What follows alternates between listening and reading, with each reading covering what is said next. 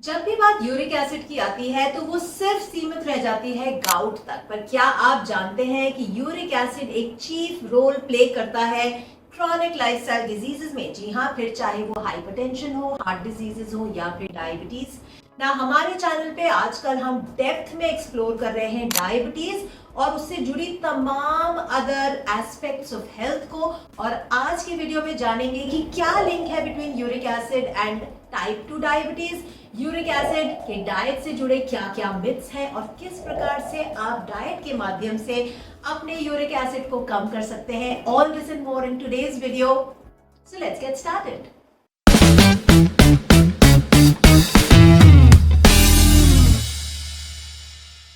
Uric acid हमारी body का एक नेचुरल मेटाबोलाइट है, यानी कि प्यूरिन्स के मेटाबॉलिज्म से यूरिक एसिड बनता है ना। प्यूरिन्स कौन से फूड आइटम से आते हैं? जिन फूड आइटम्स में सेल्यूलर स्ट्रक्चर ज्यादा होता है, जिसमें आरएनए डीएनए होता है, और जब ये ब्रेक डाउन करता है तो uric acid as a by product बनता है। बस समझने की बात यह है कि हमारी अपनी बॉडी में on a daily basis tissue and muscle breakdown से भी यूरिक एसिड बन रहा है। जी हाँ, और बॉडी में इस यूरिक एसिड की क्लियरेंस के मैकेनिज्म्स भी मौजूद हैं। तो यूरिक एसिड बॉडी में बन रहा है और बॉडी उसको क्लियर कर रही है, तो कहीं ना कहीं ये प्रॉब्लम यूरिक एसिड के प्रोडक्शन से ज्यादा यूरिक एसिड के क्लियरेंस की हुई, राइट? वेल, इसके बारे में हम डिटेल में आगे बात करेंगे, बट अभी समझते हैं कि डायबिटीज और यूरिक एसिड के बीच में क्या कॉमन कैरेक्टरिस्टिक्स हैं। यूरिक एसिड और डायबिटीज के बीच का लिंक ये है कि दोनों में से कोई भी एक कंडीशन के प्रेजेंट होने से दूसरी कंडीशन के प्रेजेंट होने का रिस्क बढ़ जाता है। जी हाँ, यानी कि अगर आपको अभी डायबिटीज है तो आपकी बॉडी में कंडीशंस बन रही है जिसके चलते यूरिक एसिड के हाई लेवल्स होने के चांसेस हैं। और वहीं अगर आपको अभी हाई यूरिक एसिड डिटेक्ट हुआ है तो आने वाले समय में आपका रिस्क ऑफ टाइप 2 डायबिटीज बढ़ जाता है। पर ऐसा क्यों? ऐसा इसलिए क्योंकि दोनों ही कंडीशंस, हाई यूरिक एसिड और डायबिटीज के कुछ 3 ऐसे कॉमन कंपोनेंट्स हैं जिसमें वो बॉडी में weight gain, insulin resistance, hypertension और उसी के साथ साथ डीरेंज लिपिड प्रोफाइल्स, यानी कि बैड कोलेस्ट्रॉल का बढ़ना, ट्राइग्लिसराइड्स का बढ़ना, गुड कोलेस्ट्रॉल का कम होना, इसको बढ़ावा देते हैं, जो कि पूरा का पूरा मेटाबॉलिक सिंड्रोम है। यानी कि यूरिक एसिड और डायबिटीज फ्यूल करते हैं मेटाबॉलिक सिंड्रोम को। और लेटेस्ट रिसर्च ने ये प्रूव किया है that uric acid is the key driver of metabolic syndrome. Uric acid हमारे बॉडी में आर्टरीज में इन्फ्लेमेशन बढ़ाता है, बॉडी में इंसुलिन रेजिस्टेंस कॉज करता है, कॉग्निटिव डीजेनरेशन यानी ब्रेन हेल्थ को डीजेनरेट करने का एक कारण बनता है, और वहीं ये बॉडी में फैटी लिवर को भी फ्यूल करता है ना। हाई यूरिक एसिड की जब भी हम बात करते हैं तो जब मेडिकल टेस्ट हम रिपोर्ट्स कराते हैं, ब्लड टेस्ट कराते हैं, तो उसमें हमें बोला जाता है कि for women the range is 2 to 6 milligrams per deciliter and for men it is 3 to 7 milligrams per deciliter. But ये नॉर्मल रेंज है। इस रेंज में यानी 6-7 तक आते आते हाई यूरिक एसिड के कार्डियो मेटाबॉलिक रिस्क जो है वो बढ़ने लगते हैं। ये ब्लड में प्रेसिपिटेट करके क्रिस्टल्स बनाने लगता है, और इसीलिए हमें इस नॉर्मल रेंज से ज़्यादा ऑप्टिमम रेंज में अपने यूरिक एसिड लेवल्स को रखने की कोशिश करनी है। तो ऑप्टिमम रेंज क्या है? लेस देन 5 या मैक्सिमम 5.5 मिलीग्राम्स पर डेसीलीटर तक आपको अपने यूरिक एसिड को कंट्रोल करना है। इससे बढ़ते ही जो कार्डियो मेटाबॉलिक रिस्क हैं वो बढ़ जाते हैं, एंड जॉइंट पेन्स, इन्फ्लेमेशन, जो क्रिस्टल से रिलेटेड इश्यूज हैं वो भी बॉडी में बढ़ने लगते हैं। तो माधवी, मेरा यूरिक एसिड हाई है तो क्या मुझे दूध, दही, पनीर, अंडा, चिकन, पालक, ग्रीन लीफी वेजिटेबल्स खाना बंद कर देना चाहिए? Well, of course not. आप 4R टेक्निक का उपयोग करते हुए इन तमाम आइटम्स को सही तरीके से अपने मेन्यूज में इंक्लूड कर सकते हैं ना। 4R क्या होता है? राइट क्वांटिटी, यानी सही क्वांटिटी में खाना है। एक बार में बैठ के 6 से 8 अंडे ना खाकर आप एक बार में 1 से 2 अंडा खा सकते हैं। That's the right quantity in the right frequency, यानी पूरे हफ्ते में आपको रोज दो अंडे नहीं खाने हैं। आप पूरे हफ्ते में 1 से 2 बार एग्स खा सकते हैं, 1 से 2 बार कभी पनीर इंक्लूड कर सकते हैं, 1 बार चिकन इंक्लूड कर सकते हैं, वहीं third our is at the right time, यानी लेट नाइट डिनर्स करना, लंबे लंबे गैप्स के बाद खाना, ऐसा बिल्कुल भी नहीं करना, क्योंकि मैंने पहले भी बोला ये प्रॉब्लम क्लियरेंस की है, राइट। सो डाइजेशन, हमारा जो गट है वो भी बहुत इंपॉर्टेंट रोल प्ले करता है इस पूरे प्रोसेस में।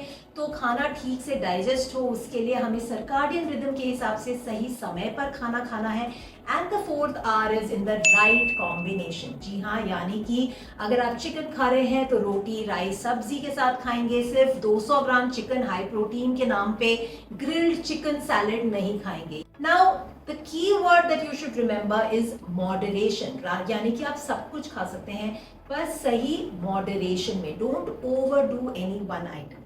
वही नंबर 2, अक्सर लोग मुझसे पूछते हैं कि माधवी फ्रक्टोज और यूरिक एसिड का तो डायरेक्ट लिंक है, हमने पढ़ा है, तो हमें फ्रूट्स खाने बंद कर देने चाहिए। Well again you are wrong, ये भी एक मिथ है। जी हाँ, फ्रूट्स में फ्रक्टोज होता है, पर फ्रूट का, छोटा सा फ्रूट का फ्रक्टोज, उसी के साथ साथ उसका फाइबर जो है हमारे बॉडी में एकदम से शुगर स्पाइक्स नहीं करता। इनफैक्ट 1970s में जब हाई फ्रक्टोज कॉर्न सिरप को बनाया गया तो देखा गया कि ये काफी सस्ता और टिकाऊ तरीका है प्रॉफिट मार्जिन्स को बढ़ाने में, और तब HFCS ने सुक्रोज यानी टेबल शुगर को कंप्लीटली रिप्लेस कर दिया। आज की डेट में packaged ultra processed food item से 60 to 70% फ्रक्टोज हमारे बॉडी में जा रहा है। जी हाँ, so every time your opening a packet, उससे आप हाई फ्रक्टोज कॉर्न सिरप जो है बॉडी में ले रहे हैं, फिर चाहे वो biscuit, namkeen, bhujia, rusk, chips, package products, frozen food items, heat and eat food items ही क्यों ना हो, तो अपना फ्रक्टोज नेचुरल सोर्सेज से ले सकते हैं, but packaged and ultra processed foods को से अ क्लियर नो। तो वो क्या 5 फैक्टर्स हैं जिनके चलते हमारे बॉडी में यूरिक एसिड के लेवल्स बढ़ते हैं। Number 1 is package and ultra processed food items. जी हाँ, जैसे कि मैंने अभी समझाया कि package and processed food items में HFCS यानी हाई फ्रक्टोज कॉर्न सिरप की मात्रा बहुत ज़्यादा होती है, एंड ये HFCS डायरेक्टली फ्यूल करता है high uric acid in the body. Number 2 is alcohol. जी हाँ, बॉडी में alcohol metabolism is very similar to fructose metabolism, और फिर उसी पाथवे से बॉडी में जो ग्लूकोज है वो फ्रक्टोज में कन्वर्ट होता है। फ्रक्टोज जो है लिपोजेनेसिस करता है, यानी एक्सेसिव अमाउंट ऑफ बॉडी में फैट बनता है, जिससे कि मेटाबॉलिक सिंड्रोम जैसी तमाम कंडीशंस जो हैं फ्यूल होती हैं।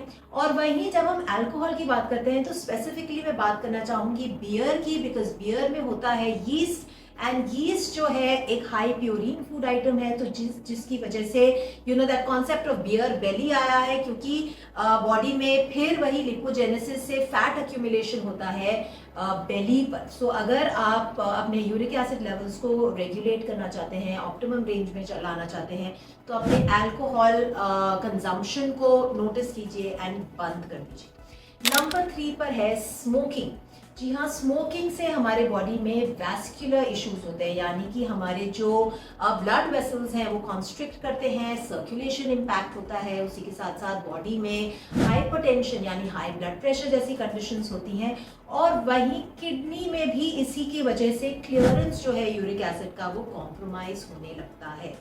नंबर 4 पे मैं बात करूंगी हाई सॉल्ट इनटेक और उसी के साथ साथ डिहाइड्रेशन की। डिहाइड्रेशन एक बड़ा कारण है बॉडी में यूरिक एसिड की क्लियरेंस ना होने का, इनफैक्ट यूरिक एसिड के बिल्डअप होने का, राइट ना। हाई सॉल्ट का जो इनटेक है वो आज की डेट में पैकेज प्रोसेस्ड फूड से आता है, प्रिजर्व्ड फूड से आता है, जिसमें प्रिजर्वेशन के लिए सोडियम को एज अ प्रिजर्वेटिव यूज किया जाता है, और ये बॉडी में सोडियम की मात्रा बढ़ाते हैं।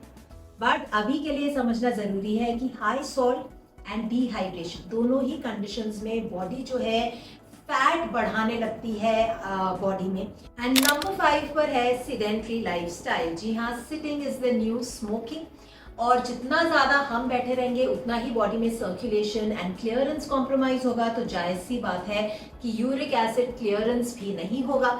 एंड इसीलिए फॉर एवरी 30 मिनट्स जो आप सीटेड हैं, आपको कम से कम 2 से 3 मिनट उठ के चढ़ना है। आपको पूरे अपने डेली रूटीन में 30 to 40 minutes of exercise window के साथ साथ एक्टिविटी पे भी ध्यान देना है कि for every 30-40 minutes gate up and gate active. अगर आप अपनी हेल्थ कंडीशंस को रिवर्स करना चाहते हैं और अपनी हेल्थ को 10x तक ले जाना चाहते हैं तो आपके पास हैं दो ऑप्शंस। आप मेरे साथ 1-on-1 कंसल्टेशन बुक कर सकते हैं नीचे दिए व्हाट्सएप नंबर पे कांटेक्ट करके, जहां हम आपके साथ मिलकर आपकी हेल्थ कंडीशन को फोकस करते हुए आपके हेल्थ गोल्स को अचीव करेंगे। वहीं अगर आप अपनी डायबिटीज को रिवर्स करना चाहते हैं एक ग्रुप प्रोग्राम के माध्यम से, तो आप ग्लूकोज बायो हैकिंग वर्कशॉप का हिस्सा बन सकते हैं, जिसका लिंक नीचे दिया गया है। जिस लिंक पे जाके आप आने वाली ग्लूकोज बायो हैक वर्कशॉप पे लिए रजिस्टर कर सकते हैं and I will see you inside. तो वो क्या सिंपल 5 स्टेप्स हैं जिनका इस्तेमाल करते हुए आप अपने यूरिक एसिड को बढ़ने से प्रिवेंट कर सकते हैं या उसको वापस अपनी ऑप्टिमल रेंज तक ला सकते हैं। उसमें सबसे पहले है eat a balance diet. Please stop doing high protein high fibre, focus on balance. एक बैलेंस डाइट में carbs, protein, fats, vitamin, minerals and water, ये 6 कंपोनेंट्स होते हैं। इसलिए इन सभी कंपोनेंट्स को ध्यान रखते हुए मैंने जो आपको 4R टेक्निक बताई है उसका इस्तेमाल करते हुए और कीवर्ड मॉडरेशन को दिमाग में रखते हुए अपनी मील्स को प्लान कीजिए। नंबर 2 पर है स्टे हाइड्रेटेड। जी हाँ, पानी पीना बहुत ही ज्यादा इंपॉर्टेंट है, जल ही जीवन है, सो स्टे हाइड्रेट। नंबर 3 पर है इंक्लूड विटामिन सी। जी हाँ, विटामिन सी जो है उसका रोल यूरिक एसिड के क्लियरेंस में देखा जाता है and it is very very helpful. It supports the clearance और इसीलिए विटामिन सी आपको नेचुरल फूड आइटम से, चाहे वो सीजनल फ्रूट्स हो, लेमन्स हो, चिलीज हो, तमाम गुआवा हो, इन तमाम चीज़ों से आपको मिलता है। अगर आप चाहें तो आप विटामिन सी का सप्लीमेंट भी ले सकते हैं, बट उसके लिए आपकी गट जो है, गट हेल्थ जो है वो बहुत इंटैक्ट होनी चाहिए, अच्छी होनी चाहिए, क्योंकि अगर आपकी गट हेल्थ कॉम्प्रोमाइज है तो ऑटोमेटिकली सप्लीमेंट्स जो हैं वो एब्जॉर्ब नहीं होंगे, असिमिलेट नहीं होंगे, बॉडी उसको इस्तेमाल नहीं कर पाएगी। And if you want to be part of the bio hack your gut workshop, you can join that, but focus on your gut health because पेट ही सभी बीमारियों की जड़ है। Number 4 is stay active. जी हाँ, इस पे हम पहले भी बात कर चुके हैं। For every 30-40 minutes that you have been seated, get up and walk around. ये ना सिर्फ आपके बॉडी में इंसुलिन रेजिस्टेंस को ब्रेक करेगा, बल्कि उसी के साथ साथ सर्कुलेशन, डिटॉक्सिफिकेशन, क्लियरेंस, तीनों ही लेवल्स पे काम करेगा और आपकी यूरिक एसिड को ऑप्टिमम रेंज में लाने में भी मदद करेगा। And number 5 is sleep. Now sleep is where the magic happens and जितना भी एफर्ट आप ड्यूरिंग द डे लगा रहे हैं अपने हेल्थ को इम्प्रूव करने के लिए, वो सभी स्लीप में मैनिफेस्ट होता है, बिकॉज स्लीप में ही बॉडी डिटॉक्सिफाई, रिपेयर, रीजनरेट और हील करती है। और अगर हमारी बॉडी में कोई भी हेल्थ कंडीशन है तो हमारी स्लीप ऑप्टिमम होनी चाहिए। आप किस प्रकार से अपनी स्लीप की क्वालिटी को इम्प्रूव कर सकते हैं उस पर मैंने पूरा डिटेल्ड वीडियो बनाया है, जिसमें जाकर आप night rituals and sleep strategies को अपनाते हुए अपनी स्लीप की क्वालिटी को इम्प्रूव कर सकते हैं। सिर्फ इन्फॉर्म्ड हेल्थ के चैनल पे ही मैं आपके लिए लेकर आती हूँ integrative scientific nutrition and health insights in simple language, ताकि हम हेल्थ को सिर्फ सरफेस लेवल तक सीमित ना रखें, बल्कि इंटरलिंकेजेस, डीपर लेवल पे क्या कनेक्शंस हैं उनको समझें, ताकि हम एक होलिस्टिक हेल्थ के कंपोनेंट पे काम कर पाए। अगर आज के वीडियो से जुड़े आपके कोई भी सवाल हैं तो आप नीचे कमेंट्स में लिखकर मुझसे पूछ सकते हैं। और आज की जो इन डेप्थ कनेक्शन हमने यूरिक एसिड और डायबिटीज के बारे में बात की, उसके ऊपर अगर आप कोई भी फीडबैक देना चाहते हैं तो भी इट इज मोस्ट वेलकम। अगर आपने अभी तक मेरे चैनल को ही सब्सक्राइब नहीं किया है तो आप अपनी हेल्थ को सिर्फ सरफेस लेवल पे सिम्टोमेटिक रिलीफ तक ही सीमित रख पाएंगे, उसको फूड एज मेडिसिन के माध्यम से 10x तक नहीं ले जा पाएंगे। इसलिए अभी नीचे जाइए, मेरे चैनल को सब्सक्राइब कीजिए and don't forget to click on the bell icon, ताकि अगले फ्राइडे जब मेरा एक और डीप हीलिंग वीडियो रिलीज हो तब आप तक नोटिफिकेशन जरूर आए। मैं आपसे मिलूंगी अगले Friday. Till then you take care, eat well, live well and be healthy.